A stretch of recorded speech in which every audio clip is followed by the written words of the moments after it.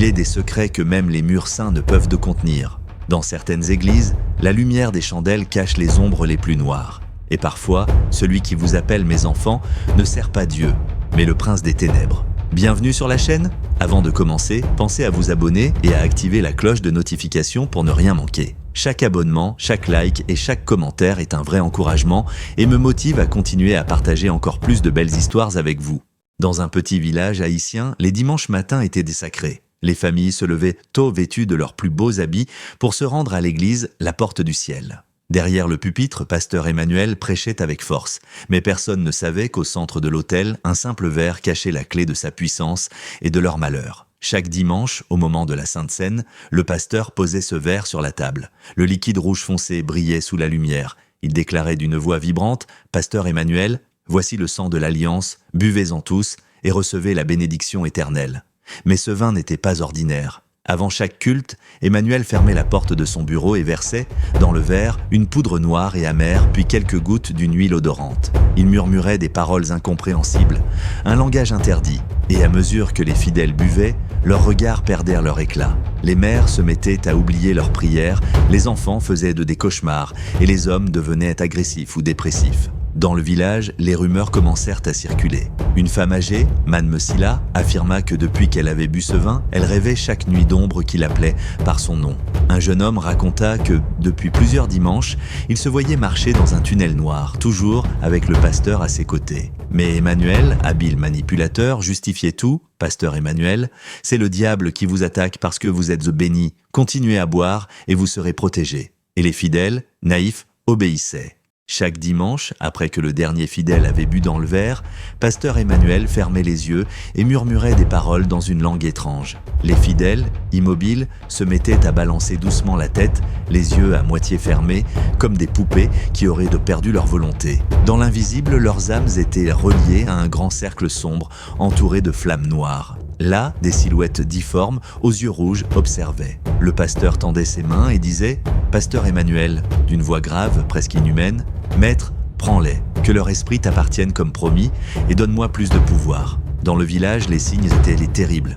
Des enfants tombaient du malade sans raison. Certains se réveillaient la nuit, criant qu'un homme noir avec des cornes venait les chercher dans leurs rêves. Et parfois, au matin, un enfant ne se réveillait plus. Les parents, brisés, croyaient à une malédiction du diable, ignorant que le diable venait chaque dimanche à travers le verre du pasteur. Un soir, Madame Silla perdit son petit-fils de 6 ans. Le médecin ne trouva aucune cause, mais dans son sommeil, l'enfant tenait une petite pierre noire, identique à celle qu'Emmanuel cachait dans sa bouteille maudite.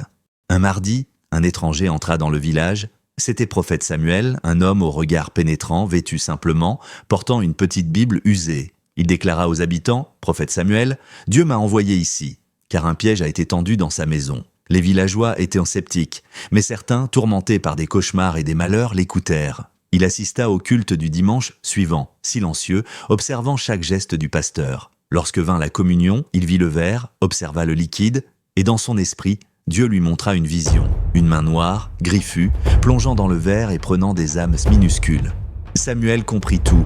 Après le culte, devant tous, Samuel s'avança. « Prophète Samuel, homme, Dieu t'a vu. Ce verre n'est pas son sang, mais le poison de l'enfer. » Un silence glacé tomba sur l'assemblée. Emmanuel ricana. « Pasteur, Emmanuel, tu n'es qu'un charlatan et tu viens troubler mon église. » Mais Samuel se tourna vers les fidèles. « Prophète Samuel, depuis que vous buvez, avez-vous encore la paix dans vos maisons? Vos rêves sont-ils purs? Vos enfants sont-ils en santé ?» Des murmures montèrent. Certains pleuraient, réalisant que c'était vrai. Samuel demanda qu'on ouvre la bouteille cachée derrière l'autel. À l'intérieur, un liquide sombre, épais, avec de petites pierres gravées de symboles occultes.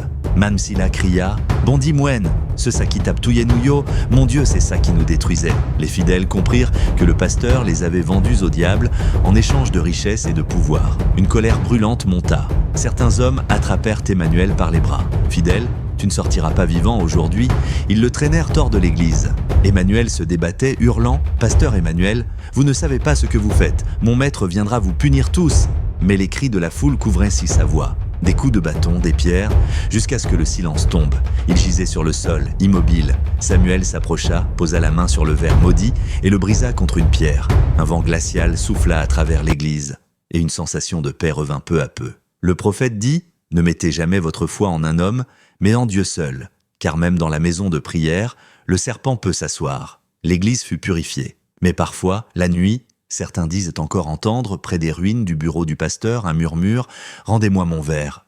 Merci d'avoir pris le temps de regarder cette vidéo. Si vous avez aimé le contenu, je vous invite à vous abonner à la chaîne pour ne rien manquer des prochaines histoires. Un petit like et un commentaire d'encouragement font toute la différence et me motivent à continuer à produire davantage.